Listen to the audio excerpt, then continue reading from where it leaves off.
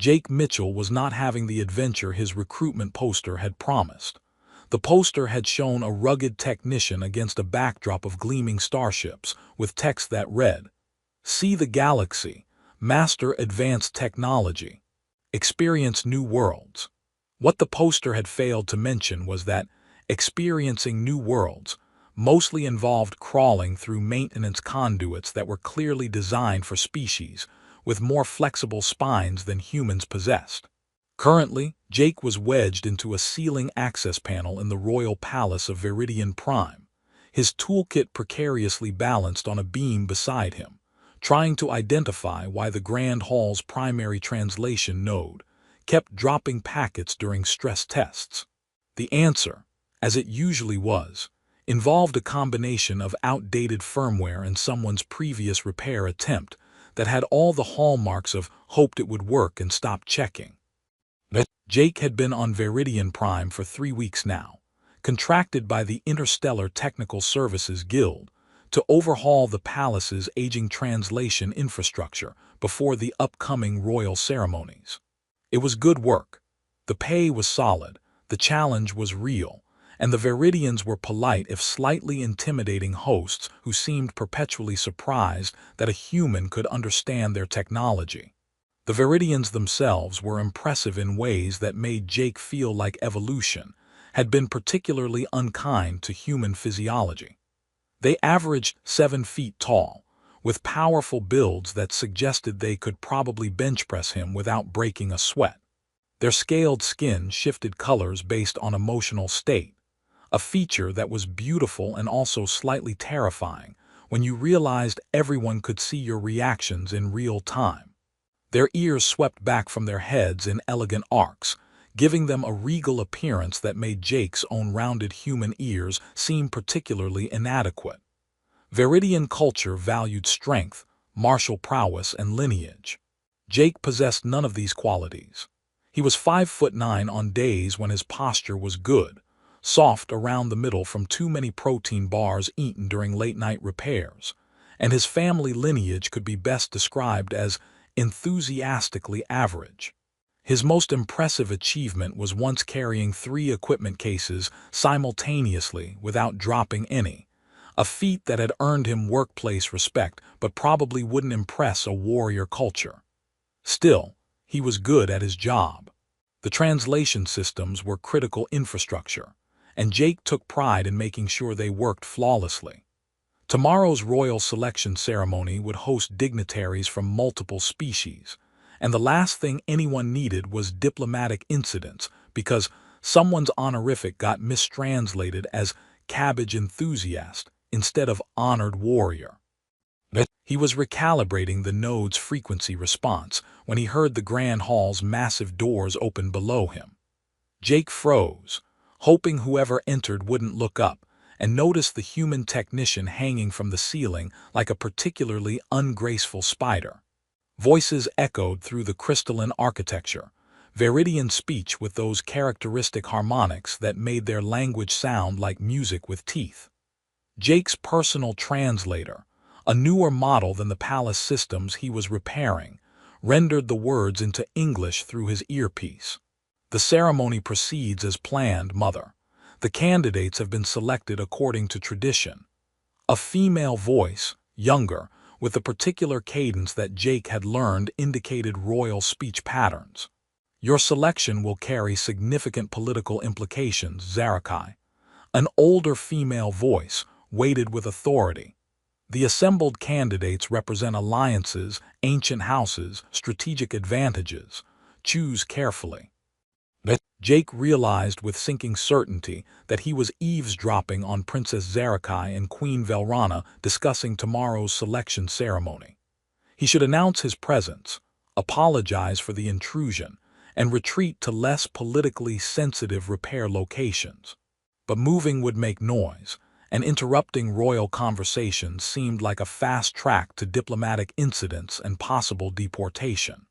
So he stayed perfectly still, barely breathing, and tried to will himself into invisibility while praying his toolkit wouldn't choose this moment to shift and betray his location. "I understand the political implications," Princess Zarakai replied. I also understand that this choice is meant to be personal as well as political, that I am selecting a companion, not merely securing an alliance. Ideally, you will achieve both. The strongest marriages balance personal compatibility with political advantage. A pause. You have reviewed the candidates' profiles extensively. Warriors of great skill, nobles of ancient lineage, strategists of proven brilliance. Another pause longer. All impressive, all appropriate, all expected. Something in the princess's tone made Jake's translator flag it as significant, some emotional undercurrent that the software struggled to categorize.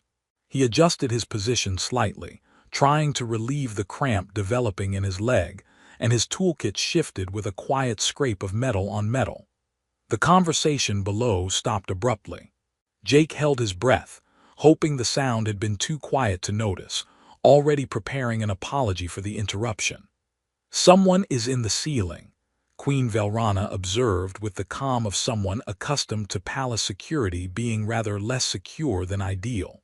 The human technician, Princess Zarakai said, and Jake could hear amusement in her voice. Technician Jake Mitchell, I believe. I recognize the standard-issue toolkit noises. Jake decided that pretending to be invisible was no longer viable. He maneuvered himself to a position where he could actually see the grand hall below, and immediately understood why the Viridians built everything on such a grand scale. The hall was massive, crystalline walls catching light and throwing it back in prismatic displays, with ceilings that soared high enough that Jake's maintenance position was barely a third of the way up. Below, two Viridian women stood looking up at him. Even from his elevated position, their regal bearing was unmistakable. Queen Velrana was imposing, tall even by Viridian standards, her scales a deep purple that suggested age and authority, her bearing radiating the confidence of someone who'd ruled for decades. Princess Zarakai stood beside her, younger but equally commanding, her scales shifting between blue and silver in patterns Jake's limited database suggested indicated interest or curiosity. My apologies, Your Majesties, Jake called down, his voice echoing awkwardly in the vast space. I'm just finishing repairs on the translation grid for tomorrow's ceremony. I'll be out of your way immediately. No need to rush, Technician Mitchell, Queen Velrana said, her voice carrying easily to his position, though perhaps descending would facilitate conversation. Jake descended from the maintenance access with as much dignity as someone can manage while climbing down a ladder in front of royalty. He reached the floor, bowed in what he hoped was the appropriate manner. His cultural briefing had covered this, but panic was affecting his memory, and tried not to think about how he had grease smudges on his coveralls and probably his face too.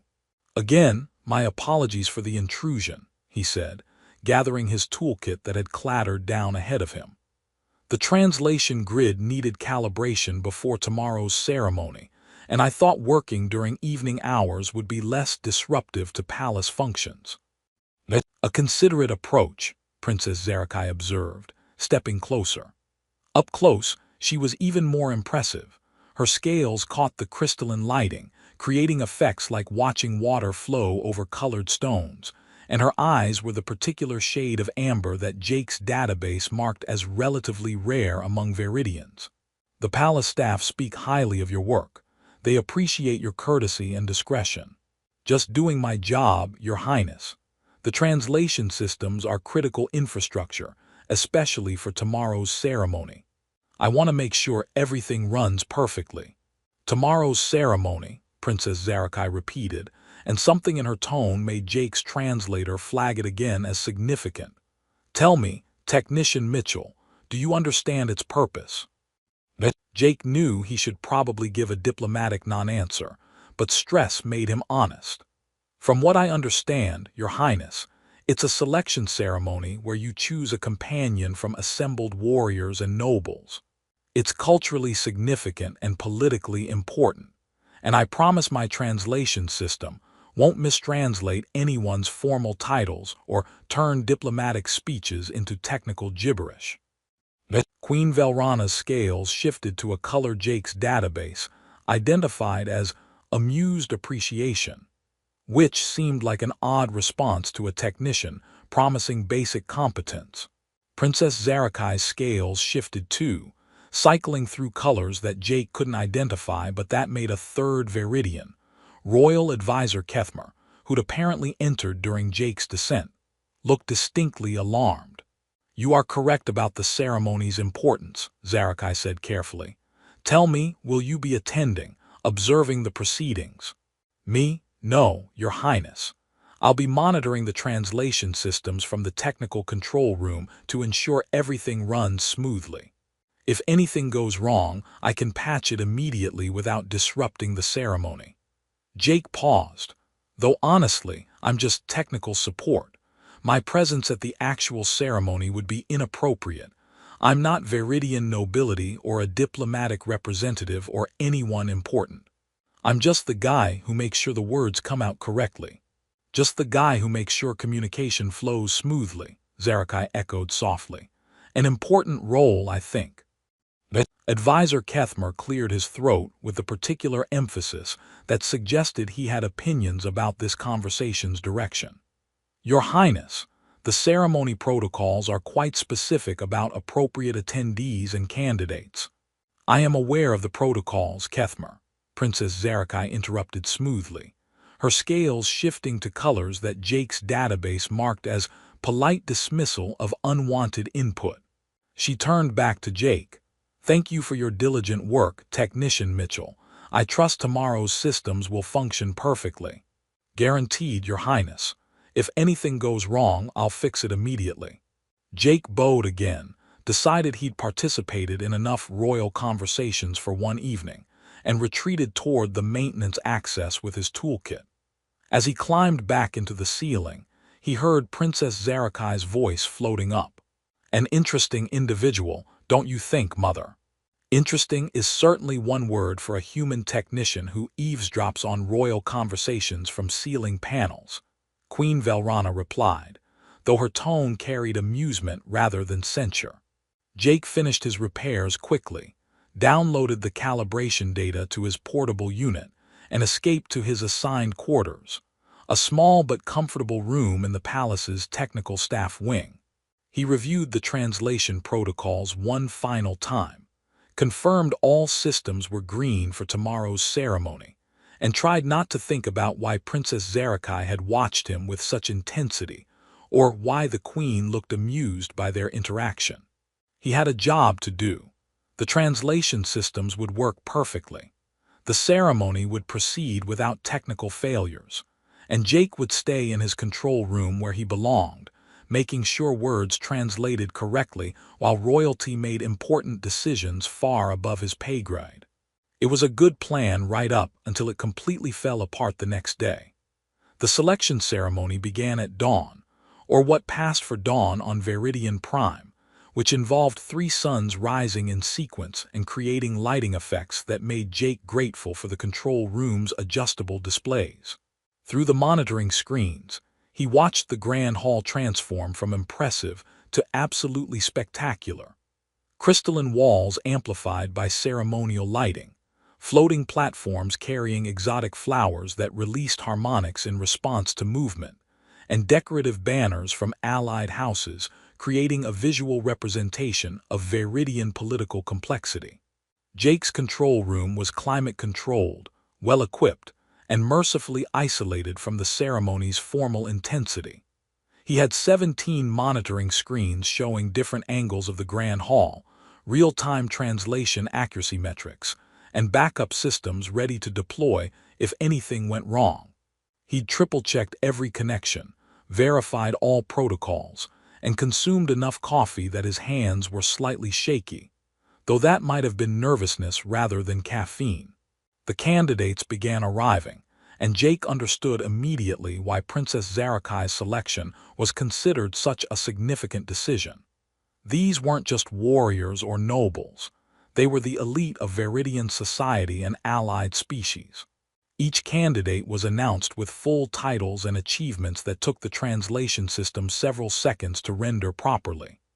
Warrior Commander Zekther, victor of the Outer Reaches campaigns, bearer of the Emperor's commendation, master of 7 combat forms, strategic advisor to the Northern Houses. The introductions continued, each more impressive than the last. Jake watched warriors demonstrating combat techniques that defied physics, nobles presenting strategic analysis that would make Earth's finest military academicians jealous, and allied species representatives showcasing achievements that proved the selection ceremony was as much about political alliance as personal choice. Jake adjusted audio levels, monitored translation accuracy, and quietly fixed a minor dialect drift that would have made one candidate's poetry recitation sound accidentally insulting. Everything was running perfectly. The translations were clean, the ceremony proceeding according to protocol, and Jake was doing his job with professional competence. Princess Zarakai sat on the ceremonial throne beside her mother, her scales shifting through colors that Jake's expanded database. He'd been studying Viridian chromatic expressions during his off hours, suggested indicated ceremonial formality mixed with underlying restlessness. She watched each candidate with appropriate attention, acknowledged their achievements with formal gestures, and maintained the perfect royal bearing that diplomacy required. Queen Velrana presided with the authority of someone who had conducted important ceremonies many times, though Jake's research had indicated this was actually unusual. Viridian princesses rarely reached selection age during their mother's reign due to the species' longevity and complex succession protocols. This ceremony carried weight beyond typical royal selections. The demonstrations continued for hours. Jake monitored systems, made micro-adjustments to maintain perfect translation accuracy, and tried not to feel inadequate watching warriors who could probably bench press his entire control station without breaking a sweat. Finally, the last candidate completed their presentation, a noble from the eastern provinces, whose strategic brilliance was matched only by their ability to make military logistics sound like poetry. The grand hall fell into expectant silence as Princess Zarakai rose from her throne. This was it, the selection moment. Jake leaned forward slightly, curious about who she'd choose from the assembled excellence. Would it be political calculation, selecting an alliance that strengthened Viridian diplomatic position? Personal preference, choosing someone whose achievements resonated with her values? Strategic brilliance, selecting a warrior whose skills complemented her own abilities? Princess Zarakai's scales shifted to colors that made Jake's database flash warnings about unprecedented emotional states. She looked across the assembled candidates with an expression that Jake's limited Viridian expression reading skills couldn't quite interpret: disappointment, determination, some combination of both. Then she spoke, her voice carrying through the grand hall with absolute clarity, the translation system rendering her words with perfect accuracy. I have considered the assembled candidates with appropriate respect for their achievements and qualities. Each represents the finest of Viridian society and our allied peoples. Their strength, strategic brilliance, and noble character are beyond question. The grand hall remained silent, waiting for the selection announcement.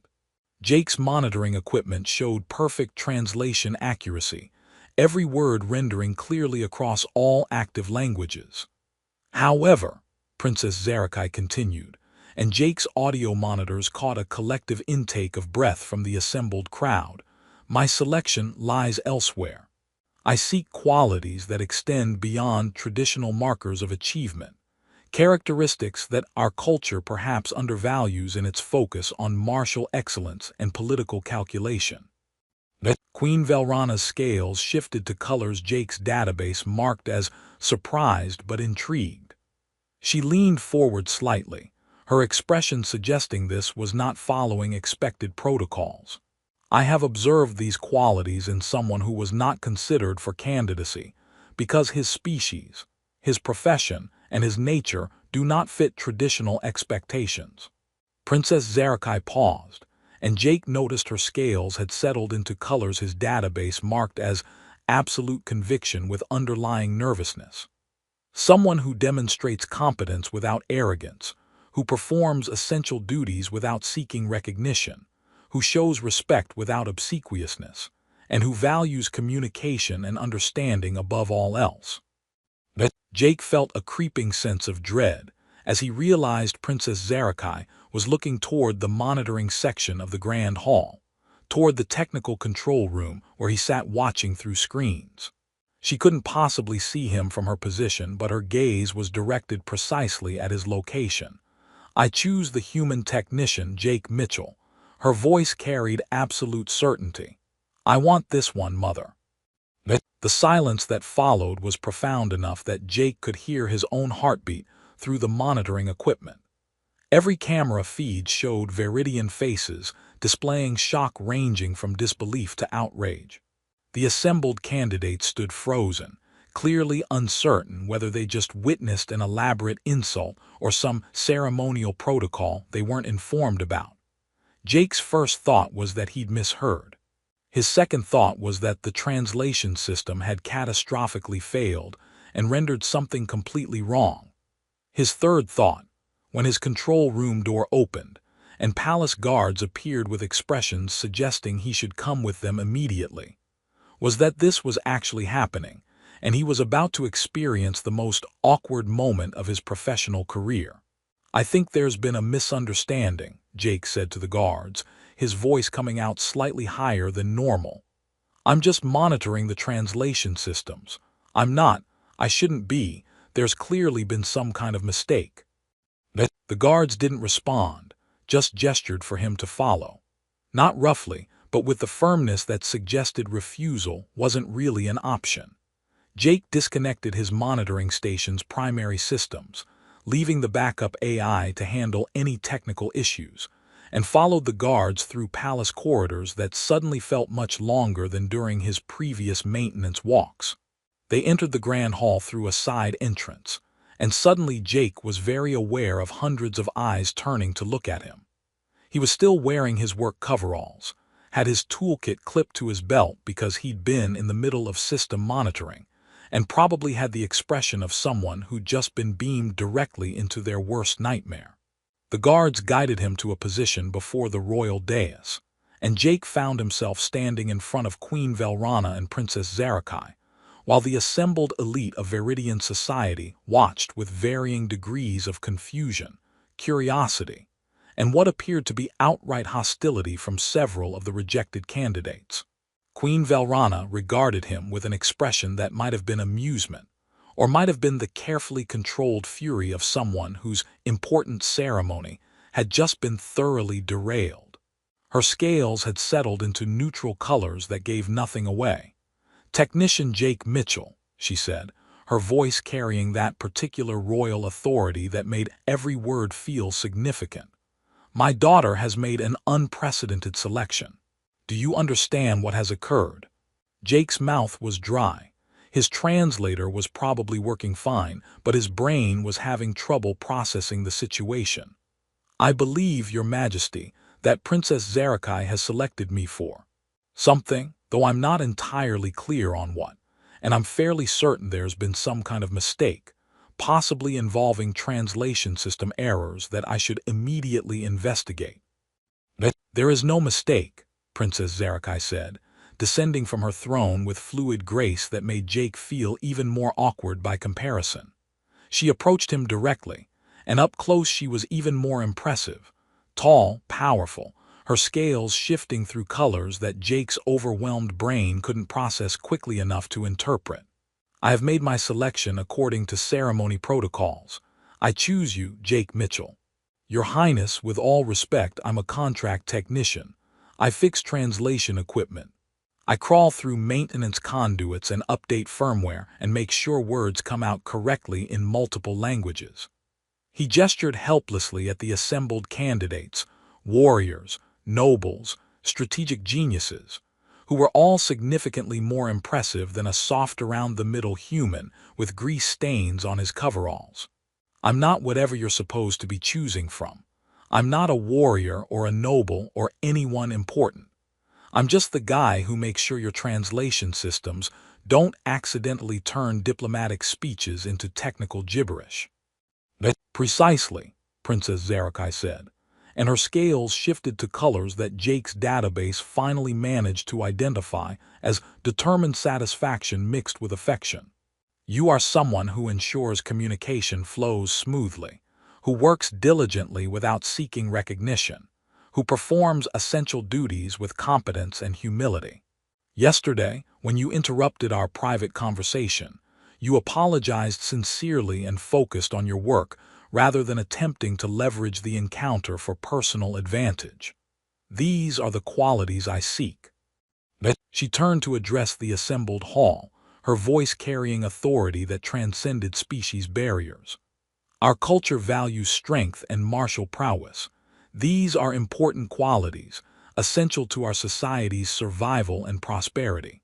But they are not the only important qualities. I seek a companion who understands that true strength includes humility, that competence does not require boasting, that dedication to duty is its own honor. The grand hall erupted in debate, some voices supporting, many opposing, all expressing opinions about the princess's choice with varying degrees of diplomatic phrasing. Jake stood in the center of it all, feeling like he'd somehow fallen into someone else's life story and wasn't sure how to find the exit. Royal Advisor Kethmer stepped forward, his scales displaying colors that suggested deep concern. Your Highness, while we appreciate the human technician's competent service, the selection ceremony protocols are designed to ensure appropriate candidates, warriors of proven skill, nobles of established houses, individuals who can provide political advantage and cultural compatibility. I am aware of the protocols, Kethmer, Zarakai replied with the patience of someone who'd anticipated this argument. I am also aware that rigid adherence to tradition without consideration for changing circumstances leads to cultural stagnation. Our focus on martial excellence has caused us to undervalue other crucial qualities. Our political calculations have made royal companionships transactional rather than genuine. The human lacks physical strength, another voice called, one of the rejected candidates, a warrior whose scales displayed colors suggesting barely controlled offense. He could not survive the traditional trials, could not defend himself in combat, could not uphold Viridian honor through martial excellence. He possesses different strengths, Zarakai countered. The ability to solve complex technical problems, to facilitate communication between species, to maintain essential infrastructure that our entire society depends upon. Are these not also valuable? Are we so limited in our thinking that we can only respect the strength of warriors while dismissing the competence of those who keep our civilization functioning? Jake bowed, because it seemed like the appropriate response when you've just accidentally become the center of unprecedented royal political controversy. Thank you, Your Majesty. Should I continue monitoring the translation systems, or someone else will handle technical matters temporarily, Queen Velrana said, and that was definitely amusement in her voice.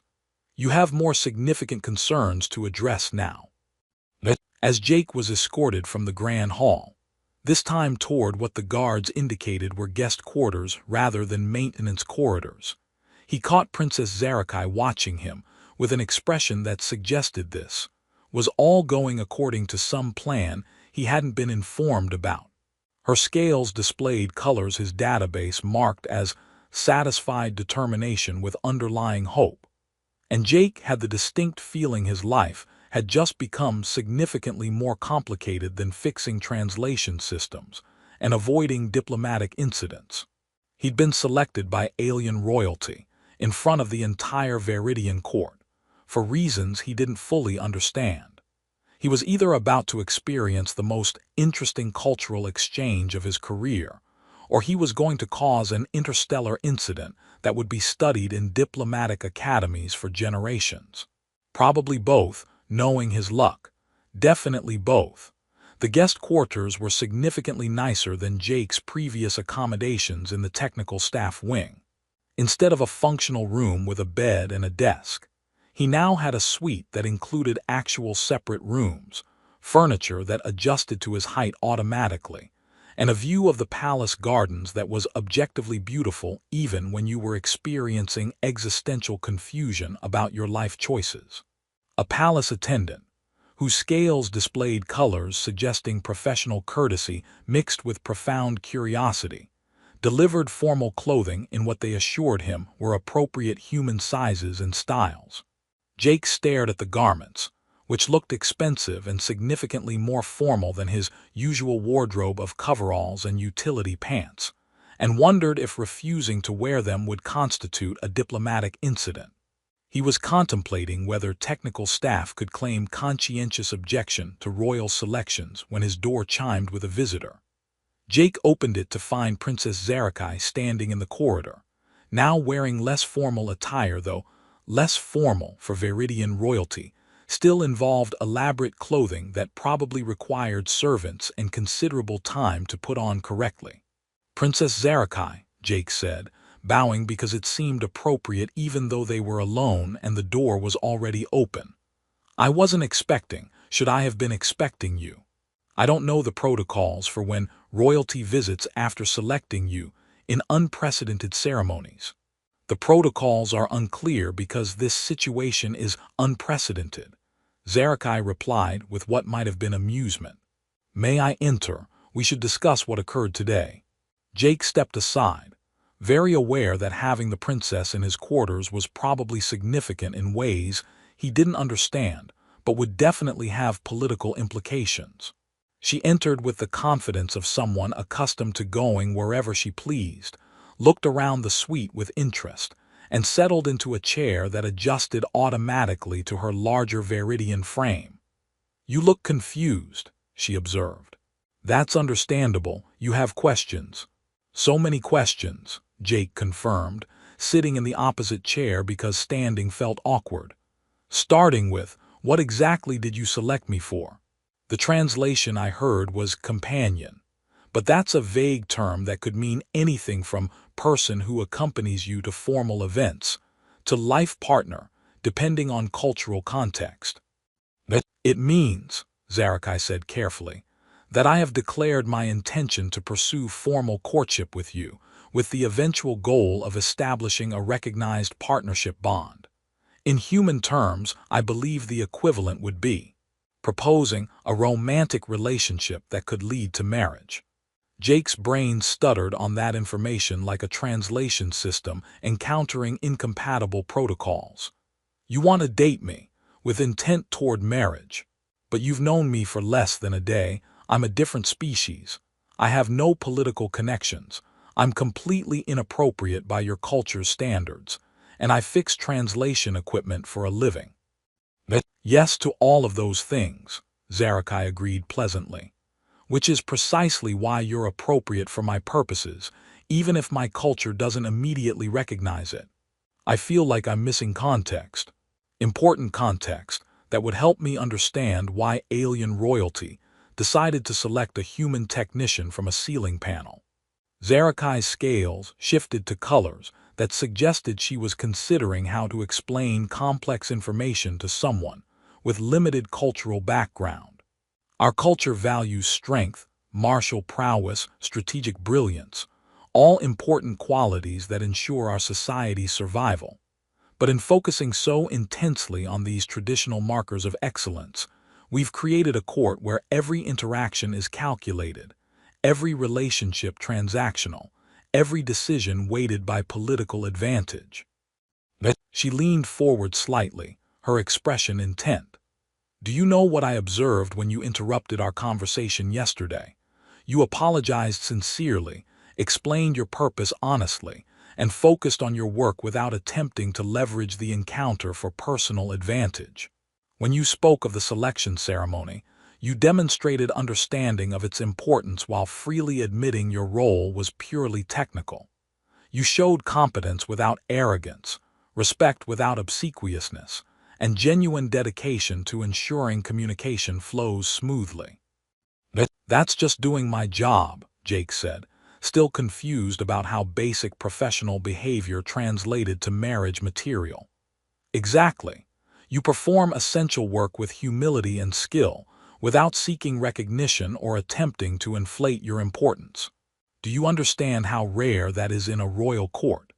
Every person I interact with wants something: political advantage, recognition, association with royalty for their own benefit. You wanted nothing except to fix translation systems and avoid diplomatic incidents. Jake processed this, trying to see himself through her perspective rather than his own self-assessment as adequate technician with questionable life choices. So you selected me because I'm not trying to use you for advantage. Partially.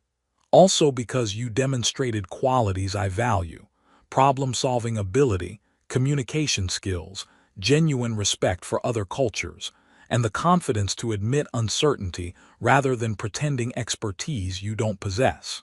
Her scales shifted to softer colors. And because when you looked at me, you saw a person first and royalty second, that's remarkably refreshing. I'm still processing the fact that you want to date me, Jake admitted. Though I should mention that I have absolutely no idea how to court alien royalty. My previous relationship experience is limited to humans and was generally mediocre. And I'm still not sure this isn't some elaborate diplomatic test that I'm failing spectacularly. Zarakai's laugh was musical in ways the translator struggled to convey. It's not a test. It's a genuine selection based on qualities I've observed and value.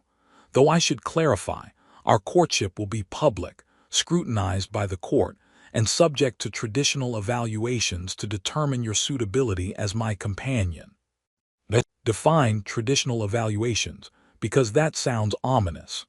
Tests of character, demonstrations of competence in relevant skills, evaluations of your ability to navigate court politics and cultural expectations. Nothing dangerous, she added quickly, apparently reading his expression.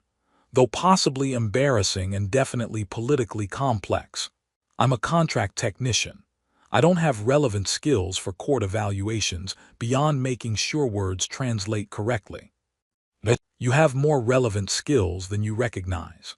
The ability to solve complex problems under pressure, to maintain calm in stressful situations, to communicate effectively across species barriers. These are valuable qualities. She paused. And you have something else: the courage to admit uncertainty rather than pretending confidence. That's remarkably rare and extremely valuable.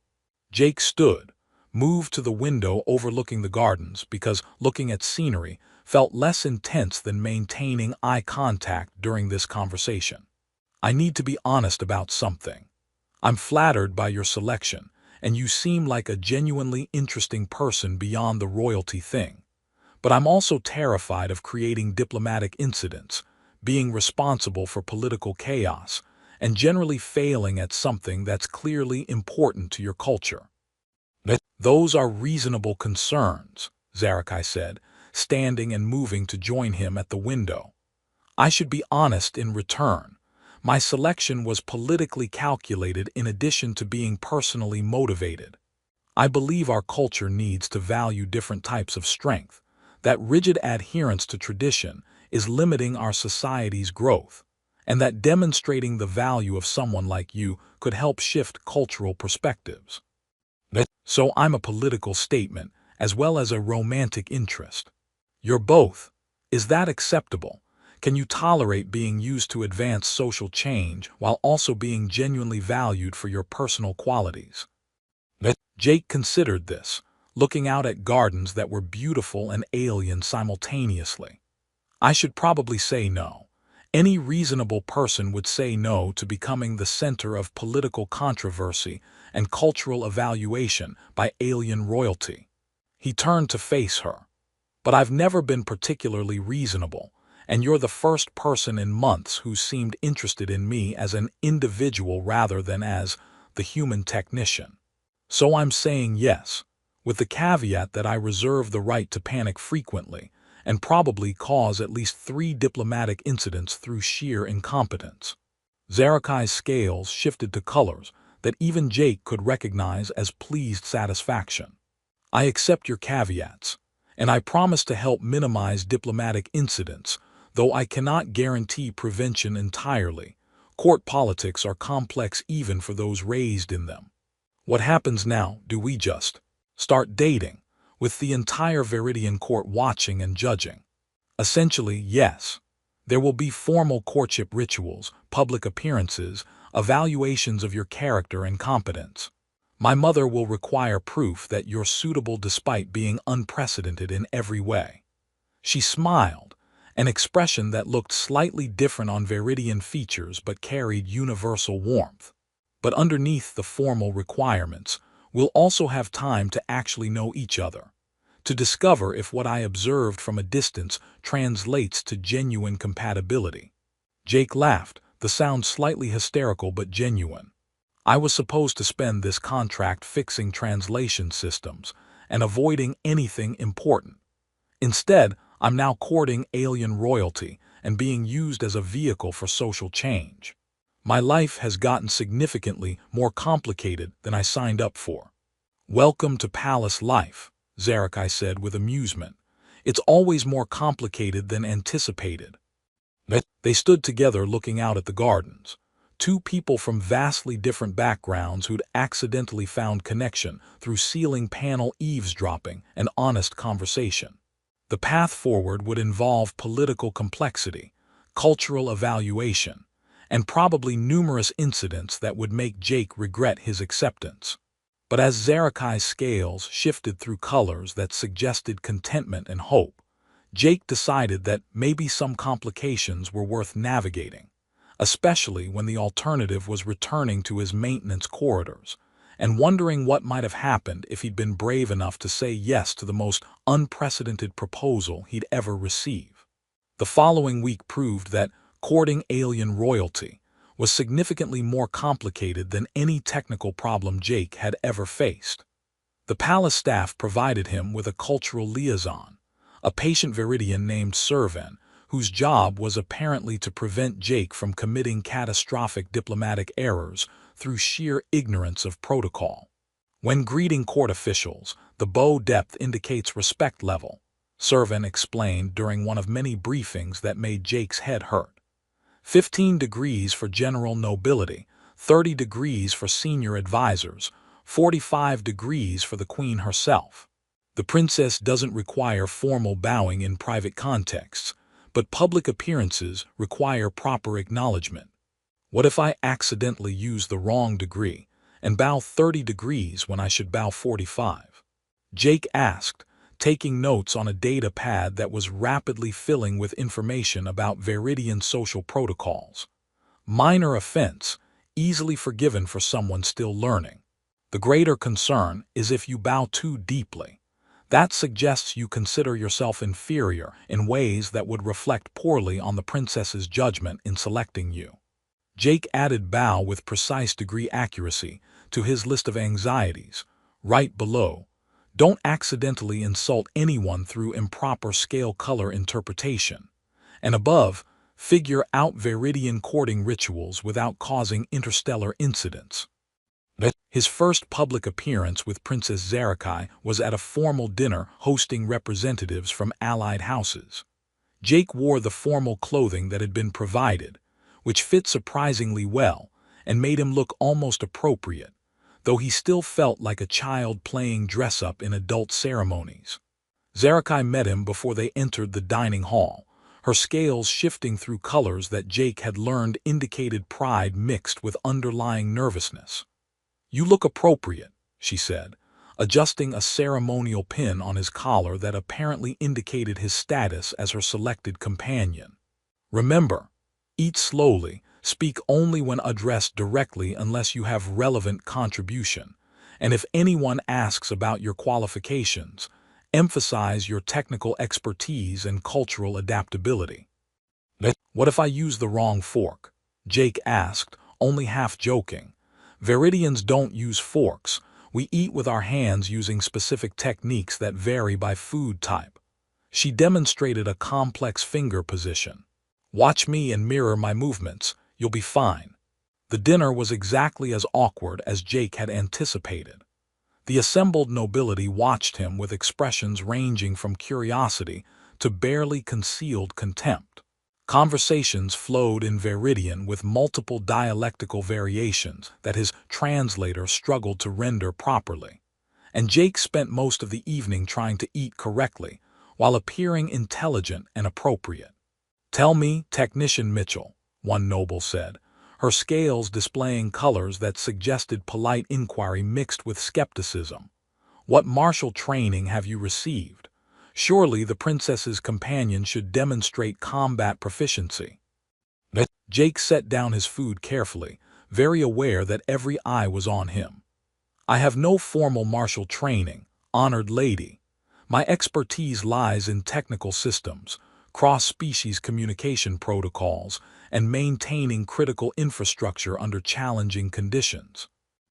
"Infrastructure maintenance," another noble echoed, his tone suggesting this was approximately as impressive as being professionally mediocre. "How does that qualify you as companion to our princess?" "It doesn't by traditional standards," Jake admitted, deciding that honesty had worked so far and lying would probably make things worse. "I'm not a warrior or a strategic genius or someone with impressive political connections. I'm good at fixing things that are broken, facilitating communication across species barriers, and solving complex technical problems. The princess believes these qualities have value. I'm here to prove she's correct."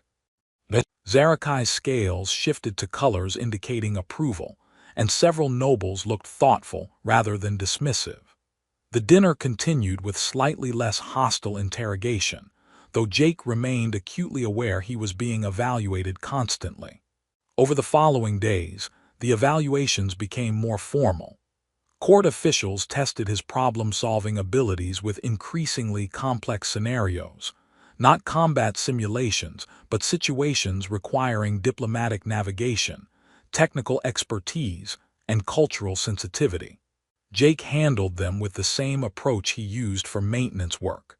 Assess the problem, identify the core issues, communicate clearly about what was possible, and solve it methodically without pretending to know things he didn't. The human performed adequately, Royal Advisor Kethmer reported to Queen Velrana during a session Jake was allowed to observe.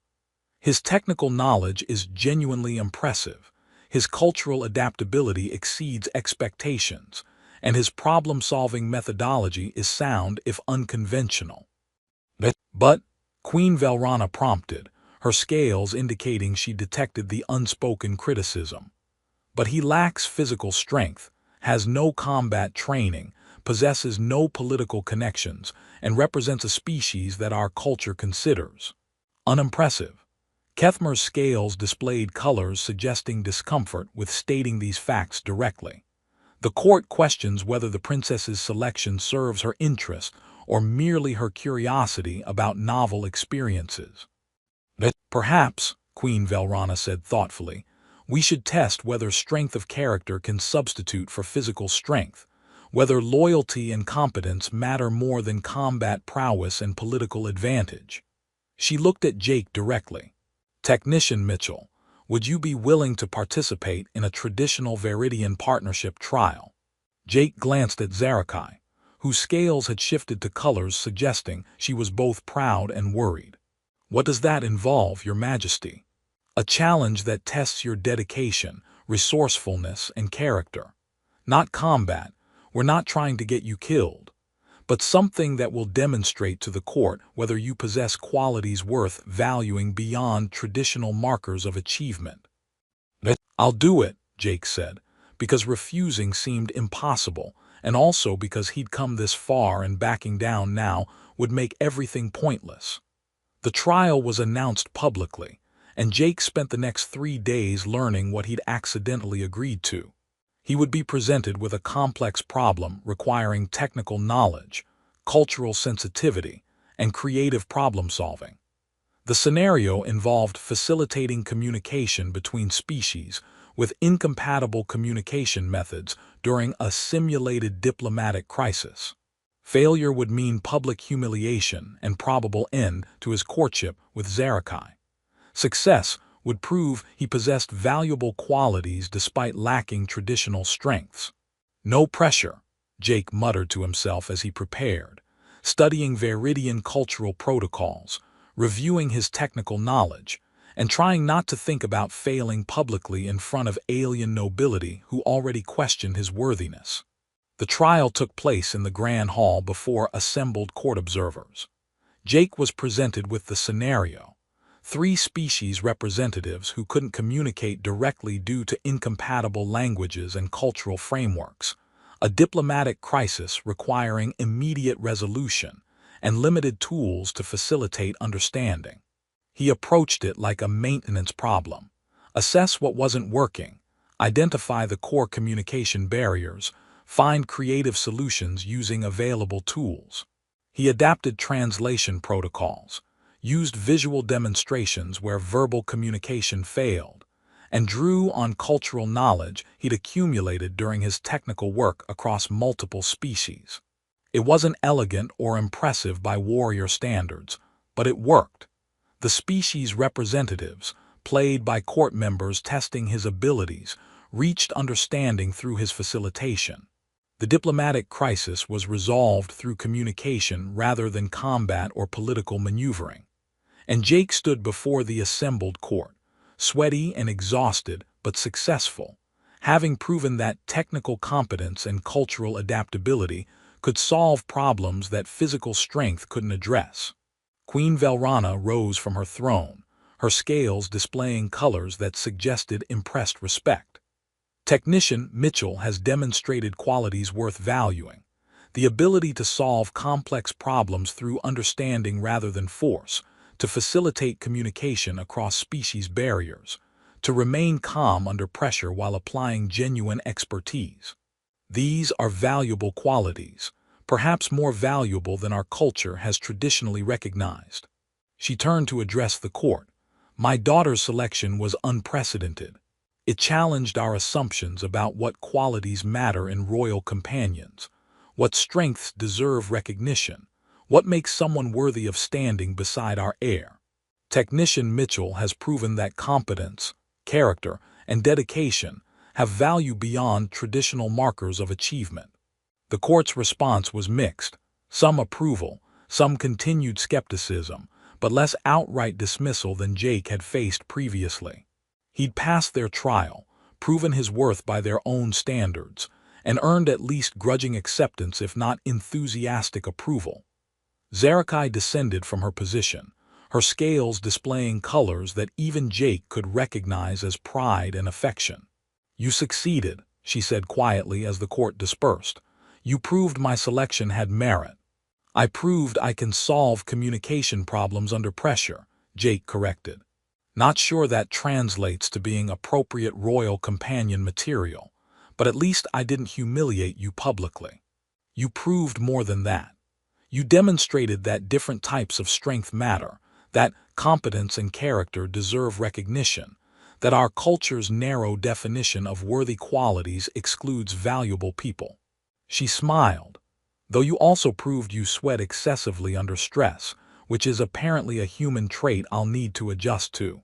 One of many charming human traits you're signing up for, Jake said, feeling the tension of the past week finally releasing. Along with emotional instability, tendency towards self-deprecating humor, and complete ignorance of proper bow degree protocols. I can work with those, Zarakai said. As long as you can work with Veridian court politics, constant scale color interpretation requirements, and a culture that will probably continue questioning your worthiness for years. I survived this week. I can probably survive more. They stood in the grand hall where Jake had been unexpectedly selected, where he'd faced public trial, where he'd proven that being an ordinary human technician didn't make him unworthy of extraordinary circumstances. The path forward would still be complicated: court politics, cultural differences, the constant evaluation of someone who didn't fit traditional expectations. But as Zarakai's scales shifted through colors indicating contentment and hope, As the queen watched them with expressions suggesting approval if not complete certainty, Jake decided that maybe he'd found something worth the complications. Not despite being an ordinary human technician, but because his particular combination of competence, honesty, and willingness to admit uncertainty had value that transcended traditional definitions of strength. He'd been selected by alien royalty from a sealing panel, survived political scrutiny, and proven his worth through communication rather than combat. His life was significantly more complicated than fixing translation systems and avoiding diplomatic incidents. But standing beside Princess Zarakai, who'd seen something valuable in an ordinary human doing ordinary work, Jake thought maybe complicated was better than simple, and extraordinary circumstances were worth navigating when they came with extraordinary connections. "What happens now?" he asked. "Now we continue. The courtship, the political navigation, building genuine relationship underneath the formal requirements." Zarakai took his hand, a gesture that still drew attention but was becoming more familiar. Together, proving that worthiness comes in many forms, and that strength of character matters at least as much as physical prowess. "Together," Jake agreed, "though I reserve the right to panic frequently and probably require extensive cultural guidance." "I accept your terms," Zarakai said with amusement. "Let's see how an alien princess and a human technician navigate building something unprecedented." They left the grand hall hand in hand, two people who'd found connection through unexpected selection and chosen to build on it deliberately, proving that sometimes the most valuable choices are the ones that challenge every traditional expectation.